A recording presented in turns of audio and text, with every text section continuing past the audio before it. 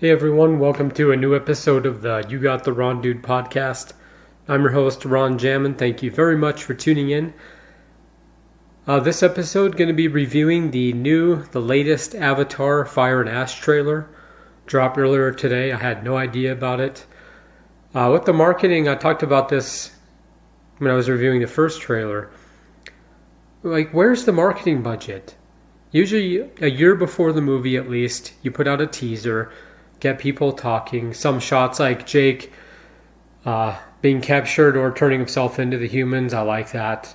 And in this new trailer, we'll get into the stuff with Spider.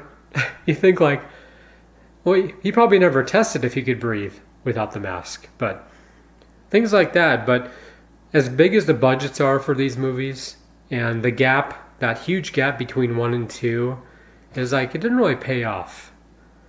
Now, I'm glad that this movie so far hasn't been pushed back, hasn't been delayed at all, coming out in December, at least here in the States. And I'm looking forward to it, but you think of the budget's more or less $250 million per movie, and that's not including marketing. And after that long break, it's like no short films, no real setup or anything. There's a video game, But anyways, my notes are all over the place. I've watched it twice now. And I'm glad I did. Or no, 3 times. Because I was wrong about one thing. About who started the fire and how we got the Ash people. So let's start with, what everyone's talking about. I actually had to look it up because I totally forgot the Toruk creature is back. That Jake flew in the first movie. Started with a more tame one, and then hopped on to Toruk. And a lot of comments. People are so hyped for that. I totally forgot about that creature. But it's nice, you know? Where's it been? Does it just show up, or what's going on with that? Obviously, in the second movie, they had to move away from their homeland, but... And originally, this movie is going to be called The Seed Bearer. I believe it was this one, changed to Fire and Ash. But that title had me wondering. Because in one shot, I had to read up on this, because they said, well, Spider, he can breathe okay, but then how does he link, his neurons or whatever to the creature? And because I had said, like, Quaritch and Kiri are the characters I'm most interested in. Now I'm adding Spider to that list. Because I was wondering where they were going with that. It was just going to be a connection to Quaritch, like it's his son. Which is still something, but the fact that, he and the Na'vi mate. And I'll get into that more later about what I think is going to happen, and when that big fight, it looks like at the end, with Quaritch and Jake, Spider, we don't know who he's saying, I will kill you, I swear. First I thought, he's definitely talking to Quaritch, but then you wonder, because it's like, he has 2 fathers. Jake and Miles Quaritch. And he probably doesn't want them killing each other. And the fight between them, the choreography, it just looks, a lot of this, I hate to say it, a lot of the shots reminded me of The Way of Water. Not that it's the same movie, but a lot of it, just people looking around at stuff, and it's like, so the kids are grown up, the first movie happens, and then we jump ahead over a decade, and it's like, you guys never went exploring? All this stuff is new to you? The water stuff I understand, because we're still, digging up stuff, figuring things out and that, but it's almost as if they never traveled anywhere. Just gone on vacation. Like, all this is new to you? When did this happen to the Ash tribe? Whatever happened to them? And I think that's how the movie's going to open. We'll see, because Varang says that the mountain was on fire and destroyed their homeland. And she says that Awa was nowhere. And I like that. Because I think by the end of this, we'll be like, well, the Ash people aren't really the enemy. Quaritch just somehow finds him, teams up, says, I got a whole camp and a whole army of people who are willing to help you because we want to burn this place down. And then, but still, all these gaps in the timelines and that, and it's like, well, why didn't this happen before? So what motivated Varang to start targeting, the other Na'vi, the other tribes in that? And at some point, I wonder if Varang will learn, because I think either she will or somebody else in their tribe will have a chance to kill Spider. And Quaritch will say something like, well, no, he's off limits. Like, don't harm him. And then she'll realize, you used to be one of them. You're one of the sky people. Because think about it. Where did Varang and them learn English? Everybody speaks English. But the humans were there long before Jake got there, so keep that in mind. But I just hope all this is explained fully. But if something like that happens where Quaritch, he's teamed up with them, then it's like, well, I don't want to kill, my son, Spider. And he's like, well, we want to burn the planet down, but he can't take on the entire human army. He could definitely try. But I do see it ending on a cliffhanger. I really hope so. And originally I'd written down, well, who started the fire? But then I watched a trailer again. I was like, oh, it was the mountain looked like a volcano kind of thing. But what if Quaritch or some of the other humans started that fire? Something like that would probably be on purpose. But let's say Varang finds out that. And suddenly it's like, you humans better run. Nothing really quotable. The Solis stick together, Solis don't quit. It's like, well, that's nothing new. And I do like in the first trailer when Varang says, your goddess has no dominion here. I like that. And it's explained a little more in this trailer.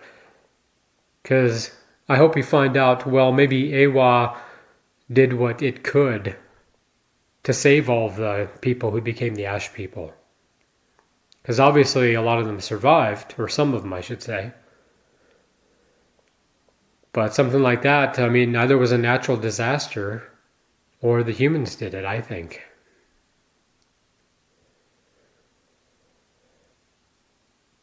And then everything with Spider being able to breathe without the mask. One of the comments on YouTube, this is early on when it premiered, they said Jake is captured or he surrenders himself to prove that humans and Na'vi can coexist on Pandora. That's interesting. Because originally the humans were there to find that element. I think it was, oh gosh, I should have looked this up. I think it was uranium, something like that. Something they were digging for, mining for and that. And then it was like, well, our resources are depleting. Earth isn't in good condition, so we'll just move there. But you see what would happen. Because unless the Na'vi all evacuate the planet, maybe there's another Pandora around there. How did the humans even stumble upon it? Do you see, over that decade plus, and I know I sound like a broken record, but just something like that, prequels, something, short films. Because I wonder where all this is going. And Jake, when they're walking him at that human camp, didn't look like he was in pain. He was walking, being held, taken to wherever. But you also wonder when that takes place during the movie. But good comment, proving they can coexist. Because you figure Spider's grown up in the atmosphere, in the environment, his whole life. We know babies can't survive cryo, but that's what he was told. He didn't experience that. Humans come back, no new tech.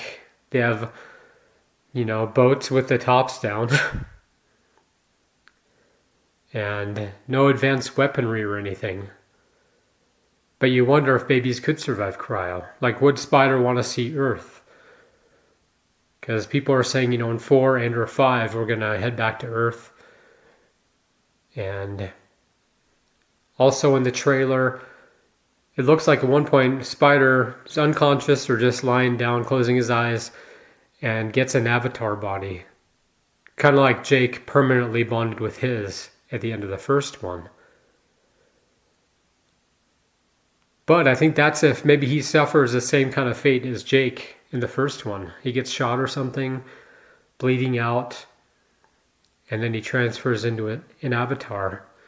And some people are saying, well, Neytiri will view him differently since he can breathe without the mask. It doesn't change his appearance or anything besides the mask, but it is something. Like, you are a child of this planet.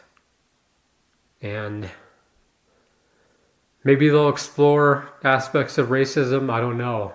Or not make a big deal of it, just be like, you are our son. I mean, he's grown up with them. Part of the family.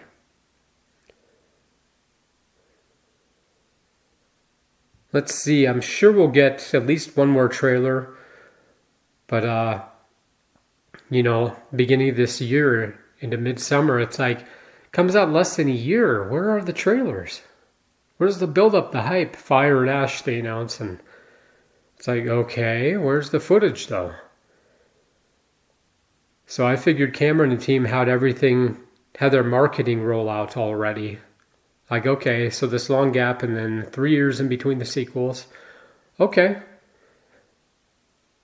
But the delay in that is kind of like, I'm sure this movie is going to make a lot of money. I think it'll make its money back for sure, including marketing. And I'm looking forward to it. It's one of those things like, I want this to work.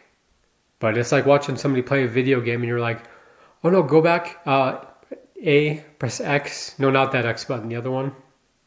Right, you know what, let me just show you. Not that I'm in that world at all of making movies, but it's just a lot of lost opportunities in that. And you build this kind of universe and all this potential, and it's like, what is the issue? What technology are you waiting for?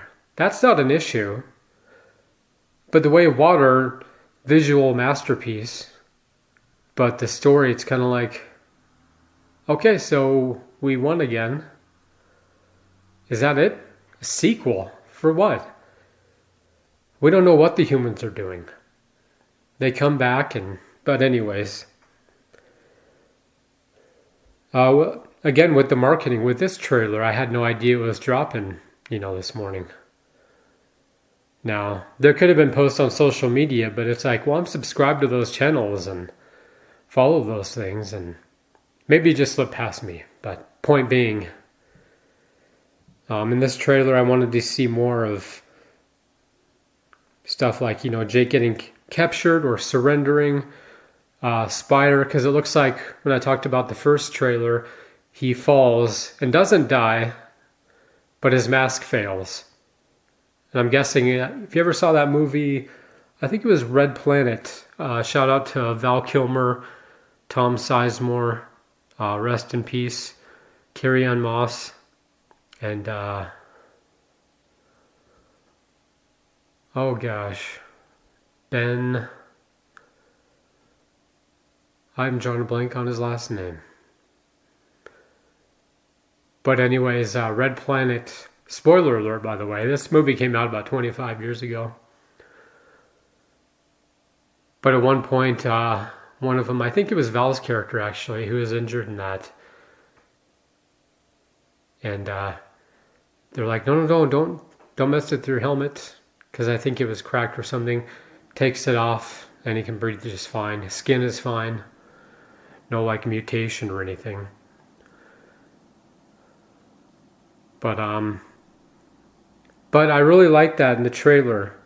So Jake with the humans and then Spider, whatever happens with him, are very interesting. So I don't know if the plan was for him to be the seed bearer,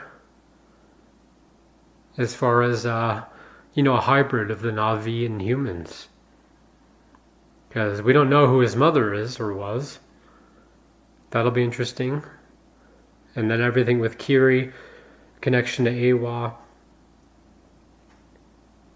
and learning more about her mother, Grace, and who is her father. As people think it was Norm, and we could tell that's who Jake was talking to, I'm pretty sure, when he talks about Spider being the only human so far who can breathe without a mask.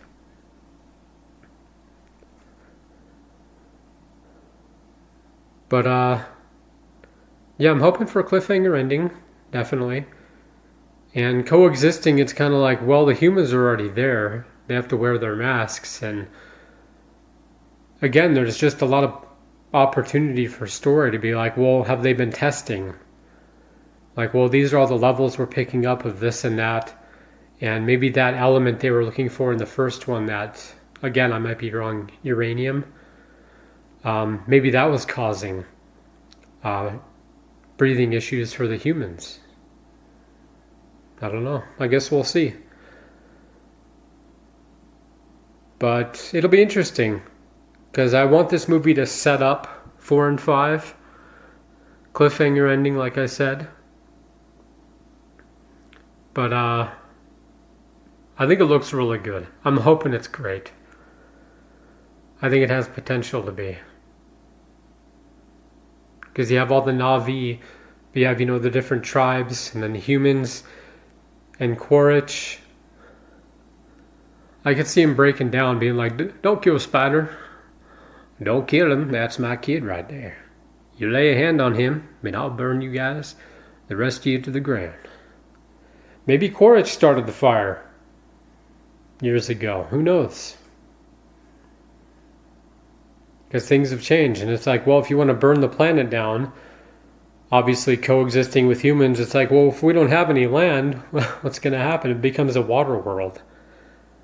But I definitely see conflict, and with Quaritch, I like that nothing's predictable, because we don't know what's going to happen with him.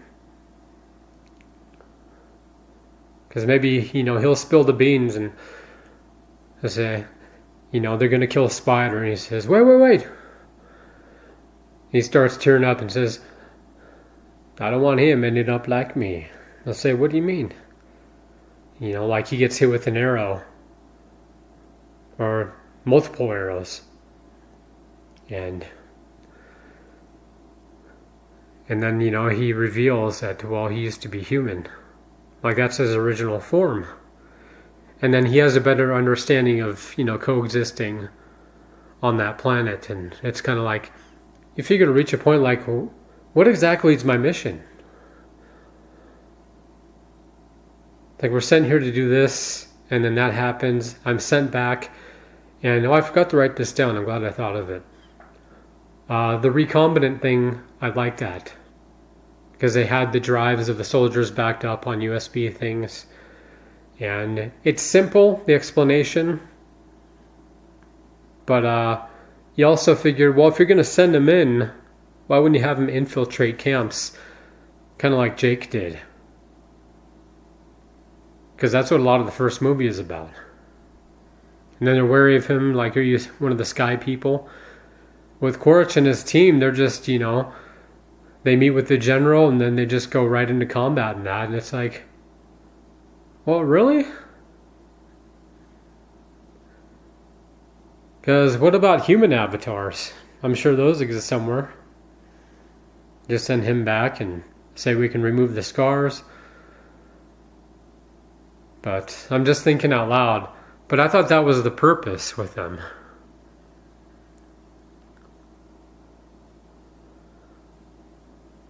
But anyways, I think that's it for my notes. So let me know what you think. Are you pumped for the movie? I am. Again, there were just a lot of missed opportunities in that. And not even talking about like an expanded universe. Because we still haven't seen, most of the planet, but Pandora, but I hope it's great. And then, yeah, I'm pretty sure they're all spread apart 3 years. And what are you looking forward to? Everyone's psyched. Toruk is back. Spider can breathe without a mask. Jake is captured or surrendered. So I think those are the highlights. But like, share, comment, subscribe, rate, review. I'd love to hear from you. Leave some comments. I stream this episode for free on YouTube and SoundCloud, where you can also download. And I will see you next time. Thanks for tuning in.